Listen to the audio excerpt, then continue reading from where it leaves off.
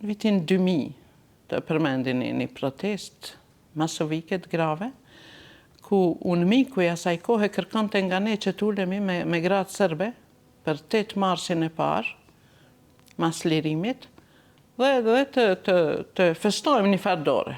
Ne zdonim dhe ne organizuam një protest grave, kemi pas bën 1500 grana të protest. E gjithë kamenica u trazu, e gjithë kamenica u qunë kam, si thonë, gratë nga të gjitha anët, dhe kemi majtë një protest ku njëra nga pikat ka qenë se ne kërkojmë zbardhjen e fatit të personave të zhdukur.